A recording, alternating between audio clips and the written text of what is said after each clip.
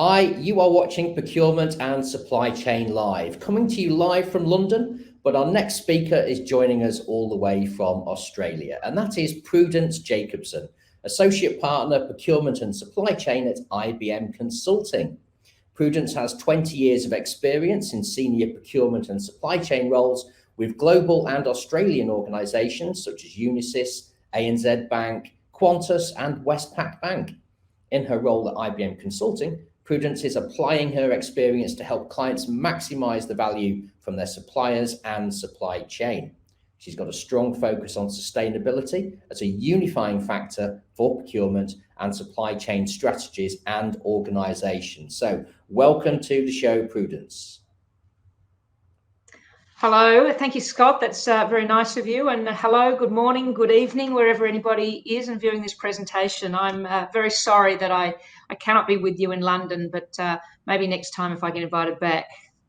You'll definitely be invited back, Prudence. You definitely will be. So you can go with your presentation. Thanks, Scott.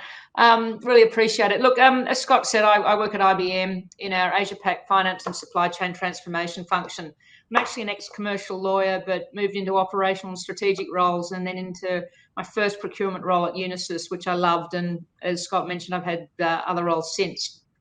I think the interesting thing is, while I loved those roles, the thing I enjoy most about what I now do at IBM is being able to apply that experience and knowledge, and I must admit, my successes, failures, and the many scars I have to help other procurement and supply chain leaders.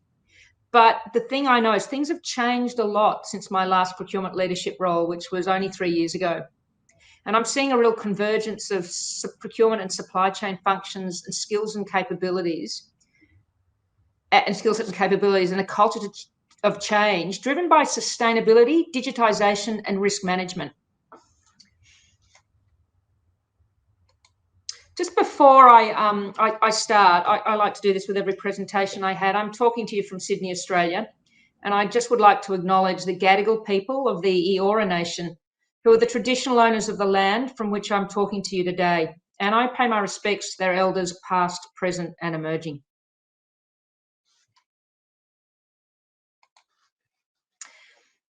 I joined IBM 12 months ago, and as you notice, I focused on procurement and supply chain transformation and building sustainable and digital procurement and supply chain functions. When I got here, I made it my mission to talk to as many procurement and supply chain leaders as possible to understand what the procurement and supply chain leaders are thinking about and what their current challenges are, and also to test some of my theories. There were a number of issues raised, and some of these are not going to be any surprise to most of you. And there were 5 core issues. Firstly, sustainability. Nearly every CPO or supply chain leader I spoke about sustainability and ESG. There was a real common focus around GHG emission reduction and net zero targets, and this was industry agnostic. There were some broader environmental targets that were common depending on department or industry, and also obviously the broader sustainability issues as well. ESG reporting and the challenges of getting data and managing and monitoring Scope 3 emissions were also a core topic. But obviously other topics were modern slavery, supplier diversity, supplier risk and supplier management, which brings me to the next core topic, supply chain and supplier risk. This area, as we know, has been accelerated by the pandemic and now even events such as the Ukraine crisis and even the COVID situation in China. The very real impacts on supply chains we've all experienced in some way, even in our daily lives. And these have exposed operational and financial challenges. CFOs, CEOs and boards are talking about supply chain, and they're beginning to understand the financial and operational impacts of supply chain challenges and risks. I get asked all the time about how to create greater transparency into the supply chain and supplier activity to manage those risks, to still be able to deliver customer needs and meet financial targets. The next topic was supply management. This is obviously a subset of the supply chain and supply risk, but it's also a strategic imperative. It's not a new topic, but it's one that's really maturing and needs to mature more as a more strategic role on the back of the growing importance of sustainability and supply chain risk. Automation. Every day I'm asked about automation. We all know that if we could automate our processes, that the benefits are enormous. And I think this is one of the secrets of the future and to the convergence of supply chain and procurement. There's some resistance in this space, obviously, with automation, with perceived impacts on our people, and obviously the costs involved in automating. Data analytics, no surprise here about this topic. The challenge very much is moving from the manual, reactive, and point-in-time approach to a more proactive, predictive, AI-driven source of truth solutions that give us clarity of data. So my observation, as I said, these are common issues for both procurement and supply chain leaders. I'm not saying that there aren't specific industry or functional issues that are important, like MRO, logistics, and other regulatory challenges that different organisations may have. And I'm certainly not saying that issues such as category management, cost management, or contract management are not still important. Only that the most common discussion points have been very agnostic to industry or function.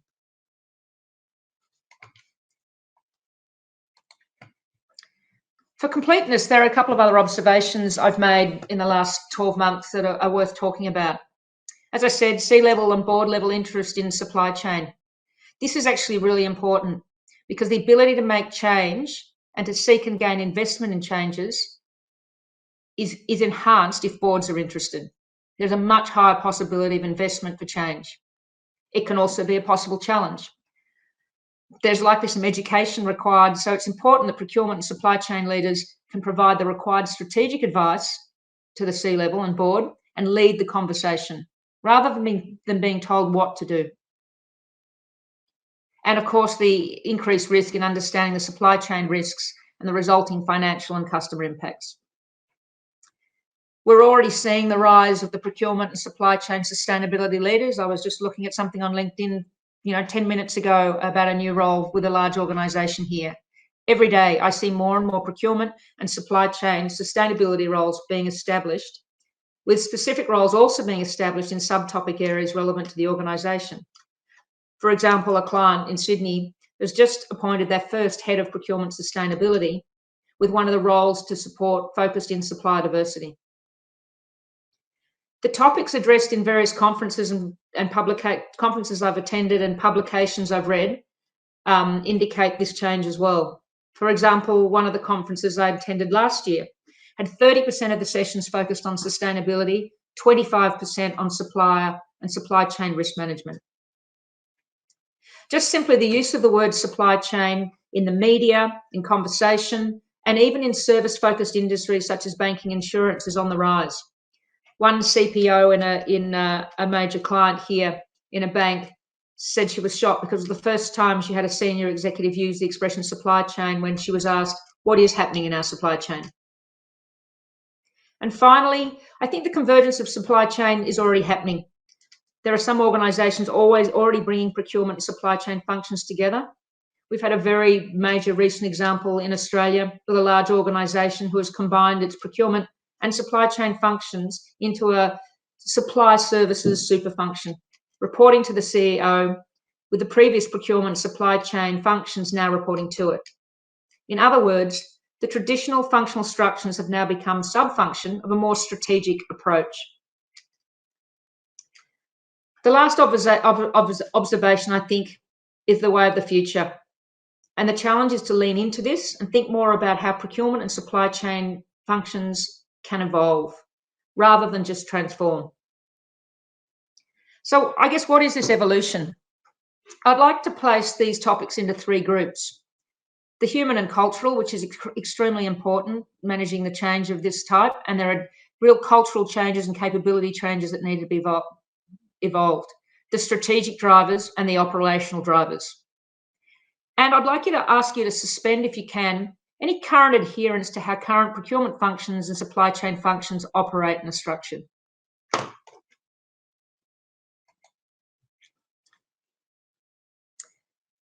So let's place sustainability, supplier management, and supply chain supplier risk as the agnostic strategic drivers of supply chain and procurement today. As I said, with sustainability, nearly all organisations I spoke to have a sustainability strategy and ESG goals. So naturally, sustainability in procurement and supply chain must align with the organisational goals and values, and depending on the industry, align with specific environmental, social, financial and governance goals. There is also a real need to align with customer and shareholder demands. And particularly in Australia, we've seen this a lot. In the absence of any regulatory requirements here for net zero targets in Australia, consumers and shareholders are driving organisations to be more environmentally responsible and more sustainable. Sustainable supply chain procurement functions should be seen as responsible, equitable and profitable, so they meet the value, efficiency and financial imperatives of organisations. It's also really important to build a very human-centred culture around sustainability to support this approach. Supply management. Governance and management of suppliers needs to go beyond contract compliance and cost saving. A value-driven approach to the long term can achieve better financial, sustainable and risk management outcomes. Supplier and client goals need to be aligned, and suppliers in particular need to be ready to report on and act on their own sustainability goals and be measured against them, and it be part of their role in an organisation.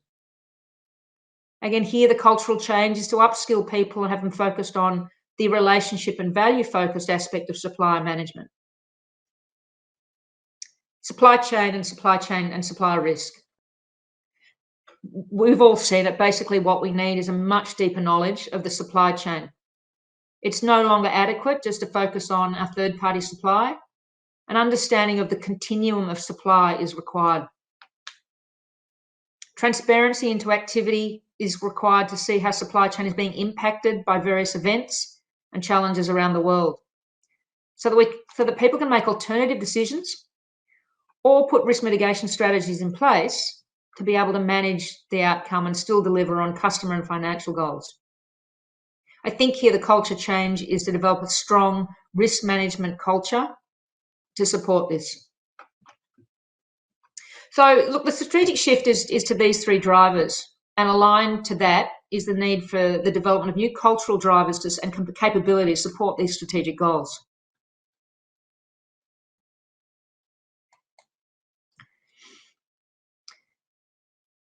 From an operational perspective, the focus needs to be on automation and data analytics to support those strategic goals. Automation, technology and digital solutions are far more accessible and cost-effective these days. Automation frees up talent and resources to focus on value-creating strategic activities. And automation provides greater transparency into processes, procedures and workflows.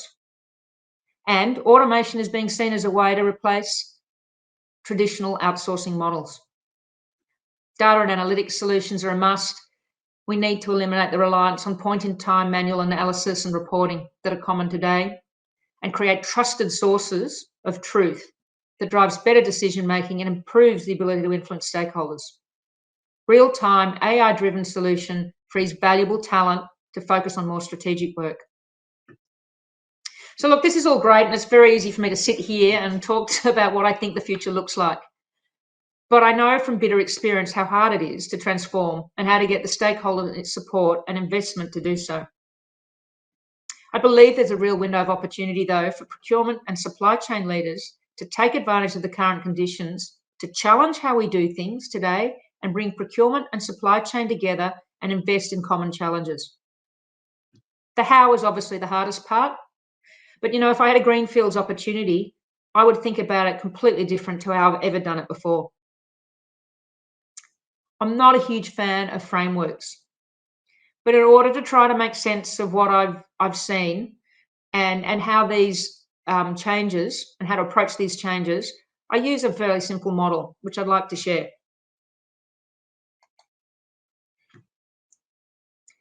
Firstly, it's really about starting with an overall strategy about developing a strategic, human-centred, very digitally enabled, sustainability-driven service to the organisation. I break it down into certain areas: strategic, tactical and transactional,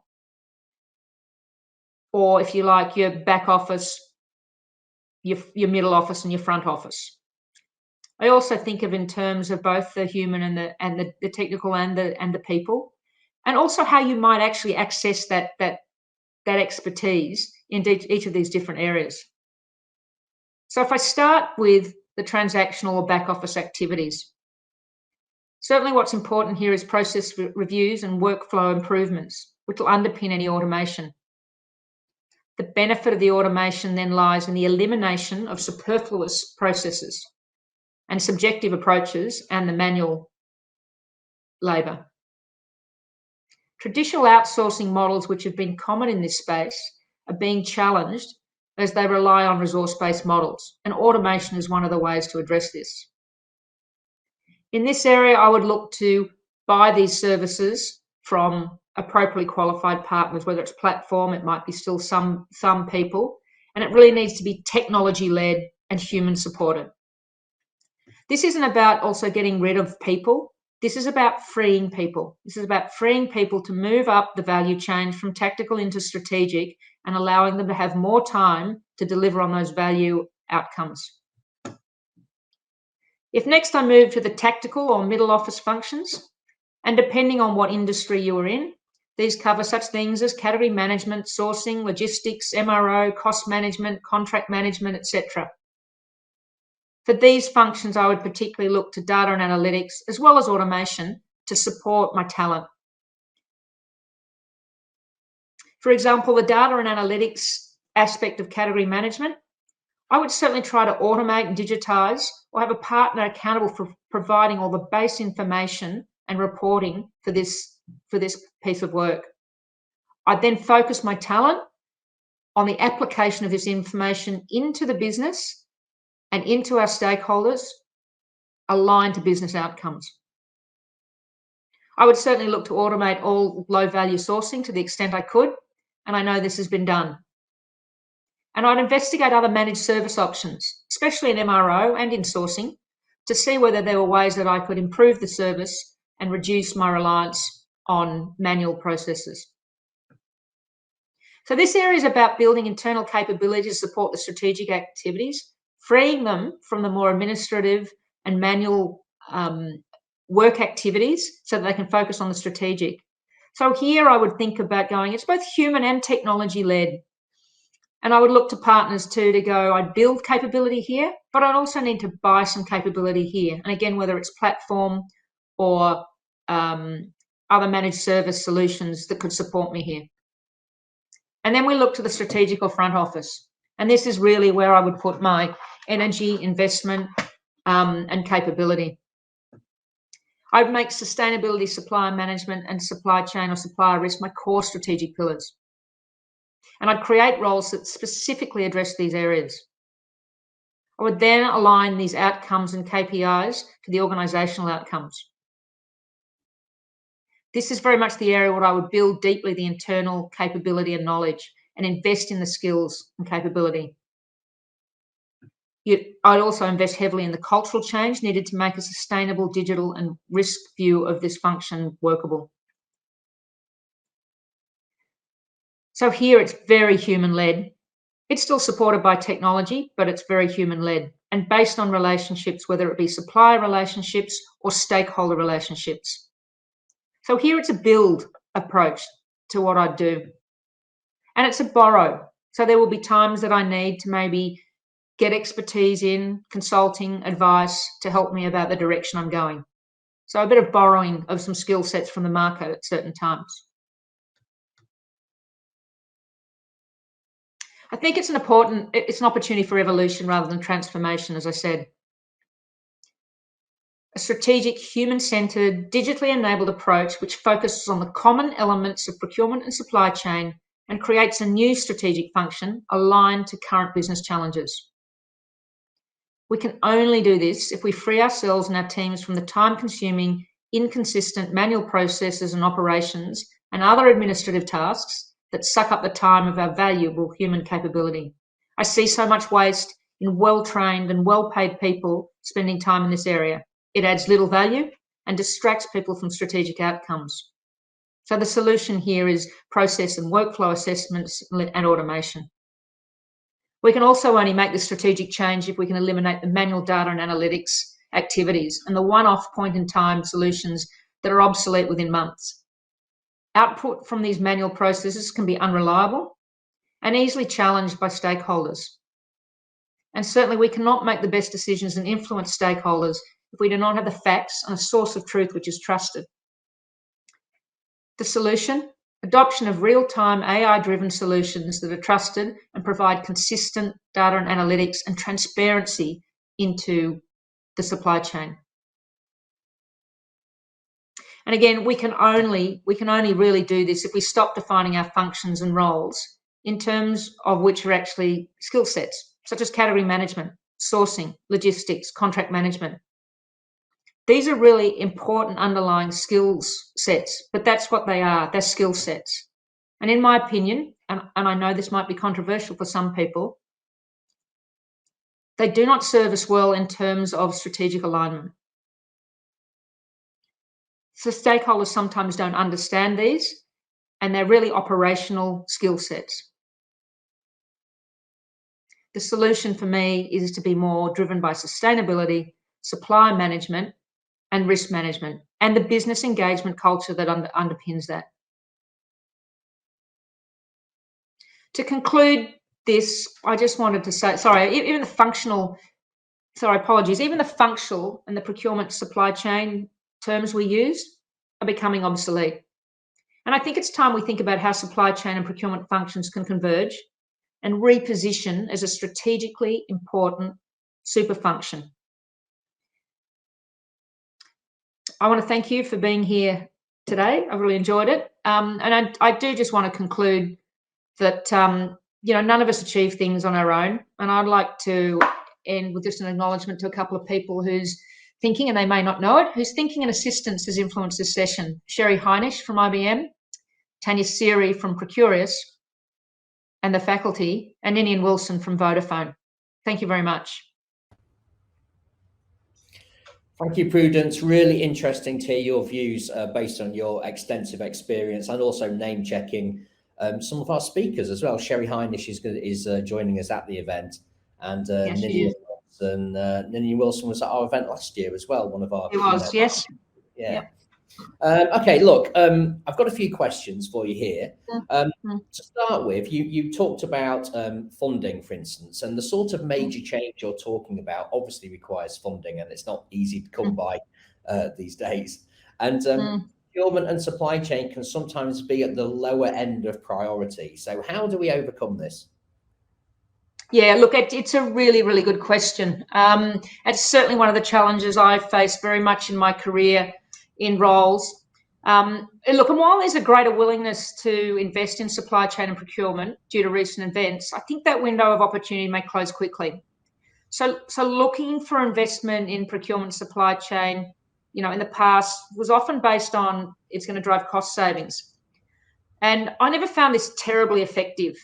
And even if effective to get the result, it was actually sometimes very difficult to deliver over time, which undermined what happened. So while cost and efficiency savings are eventually an outcome and should be an outcome of these investments, I found greater success basing investment on improved risk management outcomes. Once I'd got my risk people in the organisation engaged, going like, okay, we can improve our risk outcomes. I usually then was able to engage the financial people on improving financial outcomes, which were not just cost outcomes. And I think there are also real financial outcomes that are now more transparent in supply chain as well. So I think there's a greater understanding of it and visibility of where the financial benefits can be driven in supply chain and procurement. And CEOs and CFOs can see that a lot more clearly now. The other approach to investment, I think this is also where converging supply chain and procurement come together, is investment is often sort of like people ask for it in terms of their silo in procurement or in supply chain. I think in making some of these changes, if you can see the connections across the organisation, and I think you can when you think about sustainability, supplier management and supply chain risk management, you then are looking to invest in options that improve things for a lot of people in the organisation, not just your own your own function. So finding ways in which what you're going to do is going to improve other functions or other parts of the organisation is a much better way to go for investment. Okay, and you mentioned there again, actually, you talked about the similarities between supply chain and procurement. Well, there's lots of differences as well. So how do you manage those? Yeah, look, I think that's right, and like as I said, I don't want to sort of take away from the fact that there are differences, but I guess what I'm saying is the core strategic focus, and this is not me saying it, this is CPOs and CFOs and supply chain leaders telling me what the important things are to them today, and I said they're agnostic. All those other things that they could be industry, they could be supply chain specific, they could be industry specific. What a bank does and what a mining company does may be very different. But if you take that strategic approach to those three areas, for me, everything else flows from it. And you then have to decide what are the important things to your organisation in a bit of a hierarchy that are going to deliver you the most value in that more technical area. So what do you focus on? What do you drive in there out of those differences that is going to give you the best support for your strategic outcomes? Okay, and I think we've got time for just one more question. Now, category management, that's traditionally seen as one of the core functions, yet you seem to be suggesting, and correct me if I'm wrong, that it may not exist in the future.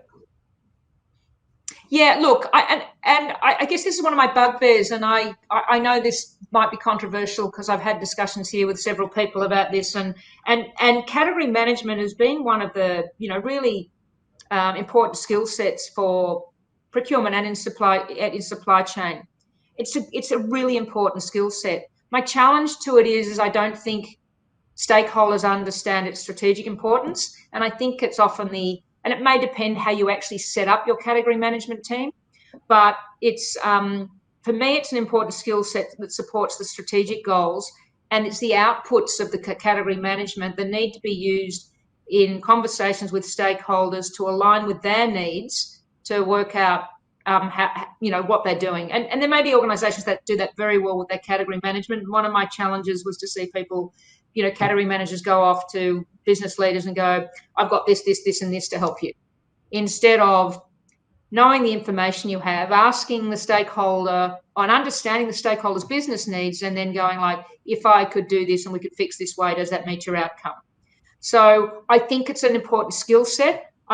For me, I think that's what it is, and I wouldn't be having it as a leading strategic function in a team I ran in the future. Okay, and as Prudence said, that is potentially a controversial view and topic. Yep. If you do have any strong views on that, you can contact Prudence directly. So I'm throwing you can contact Prudence directly through the event app, where you can speak to all of our speakers and network with all of our attendees as well. And I'm sure she'd love to have a heated conversation with you about category management. Very happy to be challenged, and very happy to learn if there's something I'm missing. Absolutely. Life is all about learning. So we've got time for now. Prudence Jacobson, thank you so much for joining us today. Absolute pleasure. Thank you for the invitation. Okay, great session there, and there'll be more right after this break.